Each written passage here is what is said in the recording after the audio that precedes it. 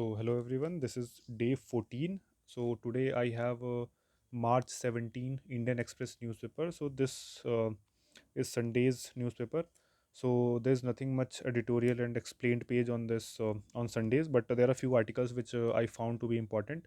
First is India abstains the UN General Assembly, which has adopted the Pakistan's resolution to tackle Islamophobia. So, India has abstained in the UN General Assembly on a draft resolution introduced by Pakistan, which is co-sponsored by China, which was expected, on Islamophobia, asserting that the prevalence of religiophobia against Hinduism, Buddhism, Sikhism, and other faiths facing violence and discrimination must be acknowledged rather than singling out just one religion. So that is one important thing that has been raised by India, because not only Islamophobia, but there are certain kind of other phobias also being developed, which is Hindu phobia, Buddhism phobia, Sikhism.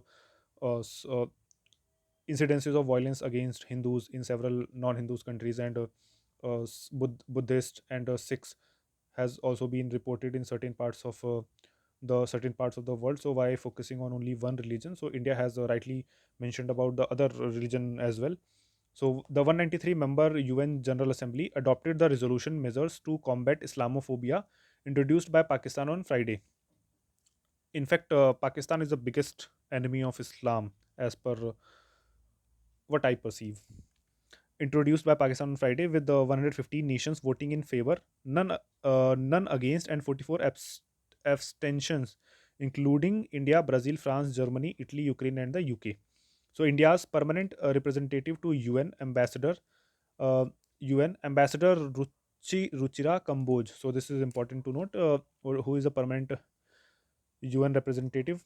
That is Ambassador Ruchira Kamboj voiced condemnation of all acts motivated by anti Semitism, Christianophobia, and Islamophobia, but asserted that it is crucial to acknowledge that such phobias extend beyond Abrahamic religions. Over decades, followers of non Abrahamic religions have also been affected by religiophobia. This has led to the emergence of contemporary forms of religiophobia, particularly anti Hindu, anti Buddhist, and anti Sikh sentiments, she said.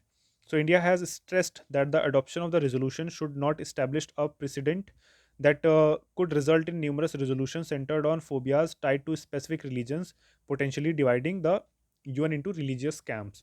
So, that is important article. Another important article I found on the Subhash Chandra Bose. So let us read this article. This is very important article. In 1991, what happened that the then Prime Minister, the PV Narasimha Rao, who has been recently given Bharat Ratna by the BJP government, uh, Narasimha Rao recommended Bharat Ratna for Subhash Chandra Bose. So President R. Venkataraman accepted the recommendation, and a communique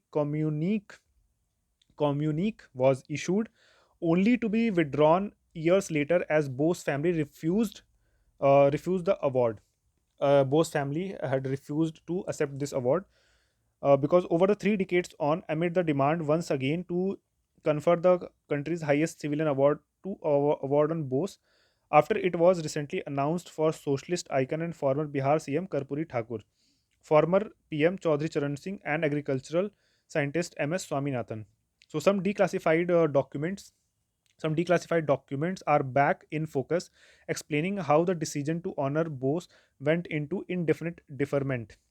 So the documents which were among the Bose files declassified by the government between 2015 and 2019 on demands from his family, form the form the core of Subhash Abhinandan, a digital exhibition held by the National Archives of India as part of its 134th Foundation Day celebrations.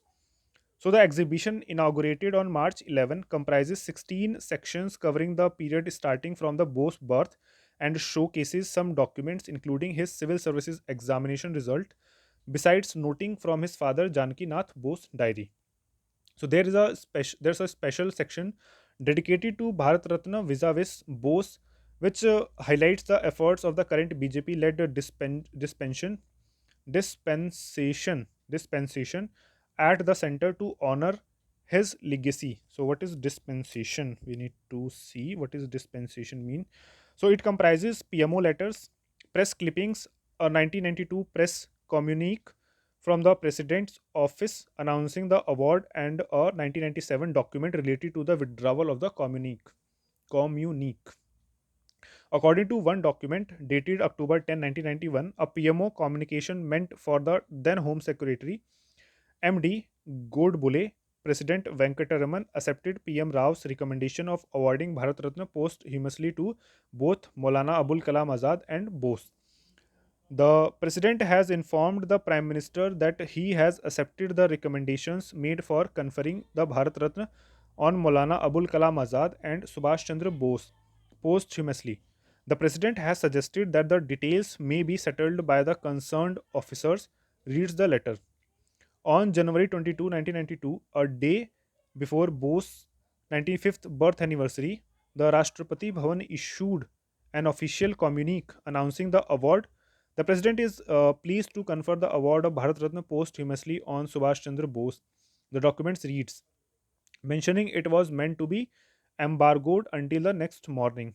However, the Bose family refused to accept the award since it was being given to him posthumously. Bose family contested the claims about Bose's death, which continues to remain a mystery even today, saying accepting the honor would be undermining the memory of Netaji. PM Rao was informed about this through an internal note. As per the government records, Bose died in a plane crash of Taipei in 1945 when he was on his way to Japan. However, the evidence on the circumstances of his death has been considered inconclusive so far. But there was no provision to take back the Bharat Ratna announcement by the president. In this regard, another declassified note dated 28 July 1997 read that it was decided that the approval of then president and PM that no further action was necessary and the matter might be deemed as closed. So there is another important article that I found on the world page, that is 14th page on the same, which was about the Port AU Prince, which was the Haiti capital of Haiti. So UN agency has warned of acute food shortage as tension soar in Haiti. So Haiti is a country in Central America region. So this we should know. So President braced for another tense night in Haiti's capital, Port-au-Prince, on Friday, as attacks continued across part of the city in the aftermath of his resignation of Prime Minister Henry and in the absence of a clear plan to replace him. Ariel Henry resigned, but we still in political distress, said resident Claude Attilis. We must take our destiny into our own hands. I want the political players to rise to the task and commit themselves to organizing the country. The situation is not good for us, said vendor Jean-Philippe Jean Louis, adding he was exhausted. Prices were exorbitant and working on the streets was dangerous. So this what is important to note here is the Port AU Prince, which is the capital of Haiti, and where is the location of Haiti? And the map, it is located somewhere between somewhere in Central America, which formed the part of Caribbean islands. So another important article, which was that Israel okays Rafah attack plan, but keeps ceasefire hopes alive. So where is Rafah? Rafah is a border crossing between Gaza and the uh, Sinai Peninsula of Egypt. So that is one thing important to note down. So in Sunday's newspaper, there's another one important article that despite protectionism and nationalistic rhetoric, trade deals is still being signed. So trade deal, it is about trade deal. Advanced tax receipts up by 6% on quarter in quarter 4. Direct tax receipts at 97% of the for financial year 24 revised estimate. So this is an important thing to note down. So another important what is statement that is given by Finance Minister Sitaraman, which is India to be third top economy in few years, and India's forest kitty expands by $10 billion again to rose to $636 billion. So that is things to see here. So we'll see the Monday's newspaper very soon. So till then.